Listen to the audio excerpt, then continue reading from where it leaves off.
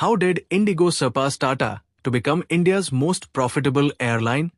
Just imagine, if in the early 2000s you had asked any Indian which was the country's most reliable airline, the answer would probably have been Jet Airways or Air India. Nobody could have imagined that within the next 2 decades, an entirely new name would emerge. One that would not only leave these old giants behind, but also change the face of Indian aviation forever. At that time, India was called the graveyard of airlines. Dozens of companies started operations only to collapse within 5 years. Losses, poor management, and cutthroat competition killed them. But right in the middle of that turbulent period, a new name appeared, Indigo. This company grew so rapidly that today it has even left behind a giant airline group like Tata. How did this happen? That's exactly what we'll explore in depth today. But before we begin, if you're new to our channel, don't forget to hit the subscribe button so you never miss our latest updates. So, without any delay, let's dive into today's discussion. Indigo's roots run very deep, and this story is not just about airplanes. It's about the partnership of two brilliant minds and their vision. In 1984, after completing his electrical engineering studies in Canada, Rahul Bhatia initially wanted to start a telecom business. But he noticed that India's travel and hospitality sector was changing rapidly. He joined his father's travel business, and from there he found his true inspiration. He partnered with airlines and hotels, sold travel packages, and during this time realized that India needed an airline people could truly trust. Back then, air travel in India was a hassle. Tickets were expensive, flights were often delayed, and the service was terrible. Rahul thought that if a company could provide reliable, affordable, and punctual flights, India's middle class would fall in love with it. But dreaming is easy. Turning it into reality is hard. Rahul Bhatia knew aviation wasn't a small game. It required experience, a global network, and the courage to take risks. That's when he met Rakesh Gangwal. Gangwal had studied at IIT Kanpur and worked at United Airlines in the US. He was an expert in aviation operations. But when Bhatia proposed starting an airline in India, Gangwal flatly refused at first. He argued that India's aviation market was unreliable, companies would launch, drown in debt, and then collapse. Yet, Bhatia's confidence gradually began to convince him. Together, they laid the foundation of Interglobe Aviation Limited, which would later become Indigo. From the very beginning, their mantra was clear: low cost, high reliability, and strict punctuality. Indigo's business model looked simple, but it carried deep wisdom. They decided from the start that Indigo would be a low-cost carrier. That meant no unnecessary frills. Passengers would get comfort, safety, and on-time flights. But instead of fancy free meals or luxury services, only basic amenities would be provided. This strategy cut down Indigo's costs significantly. In 2005, Indigo shocked the world. Even before operating its very first flight, the airline placed an order for 100 Airbus A320 aircraft. At that time, it was the largest ever initial order in aviation history. Just imagine, a brand new airline, which hadn't even taken off once, suddenly purchasing 100 planes. It was a risky move, but also a deeply strategic one. Airbus trusted Gangwal's experience and Bhatia's vision, and the deal went through. This bold step gave Indigo a foundation of stability and credibility for years to come. On August 4, 2006, Indigo launched its first flight from Delhi to Imphal.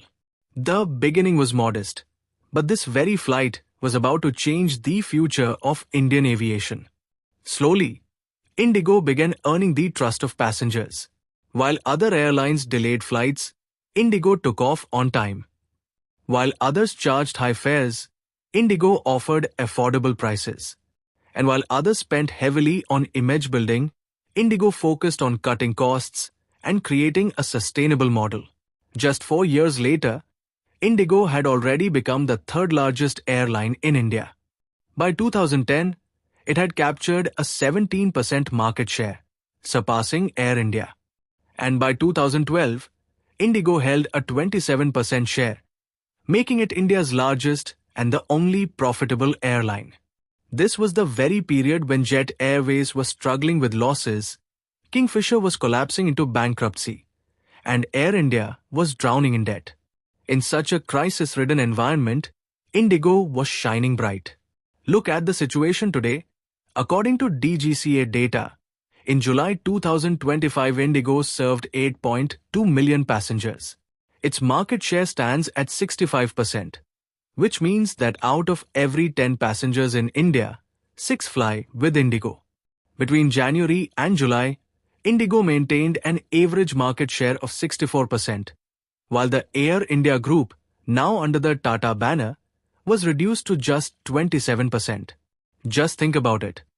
A century-old giant like Tata, which invested billions of dollars to revive Air India, still cannot stand up to Indigo's dominance. Indigo's greatest strength lies in its cost control strategy. Other airlines operate fleets with multiple aircraft models, which makes maintenance extremely expensive. Indigo, on the other hand, focused solely on the Airbus A320 family right from the beginning. The advantage? Pilot training, spare parts, and repairs all became easier and cheaper. On top of that, Indigo preferred new aircraft, which offered better fuel efficiency. Since fuel is the single biggest expense for airlines, Indigo's smart move to control it early gave them a massive edge. Indigo also managed the passenger experience in a unique way. Travelers didn't get luxurious free meals, but they had affordable food options. These seats were simple, yet comfortable. Ticket booking was easy, check-in was quick, and flights were on time. Passengers were given exactly what they valued the most: reliability. Gradually, a saying spread among Indian travelers: if you want to reach on time, fly Indigo. And Indigo's strategy wasn't limited to domestic routes. It also expanded into international flights. Today, Indigo flies to cities like Dubai, Singapore, Istanbul, Bangkok, and many more. Even its international strategy is simple: short but frequent routes, giving passengers the option of traveling abroad at lower costs. During the COVID pandemic, Indigo faced its toughest challenge yet. The aviation industry collapsed worldwide, but Indigo turned this crisis into an opportunity. It cut down expenses, grounded aircraft, and when the market slowly reopened, Indigo was the first to resume flights. The result? After the pandemic, Indigo emerged stronger than ever. The partnership of Rahul Bhatia and Rakesh Gangwal had taken Indigo to great heights. However, over time, differences arose between them. Gangwal gradually sold off his stake. Yet, Indigo's business model was so robust that the company continued to grow without any setbacks. Today, Indigo's market capitalization stands at 2,33,125 crore. It is India's most profitable airline. But this is not just the story of one company. It is also a lesson.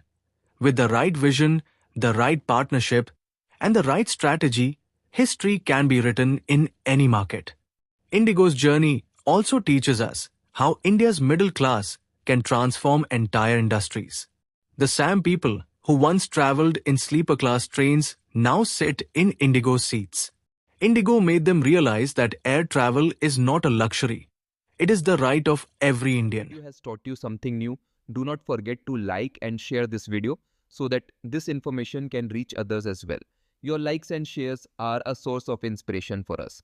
If you have any questions or suggestions, please let us know in the comments. It will be our honor to answer your questions and listen to suggestions.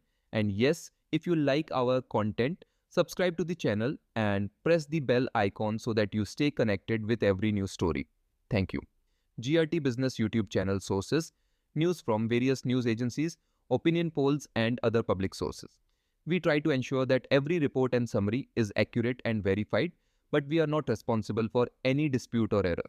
Our aim is only to provide you with accurate information.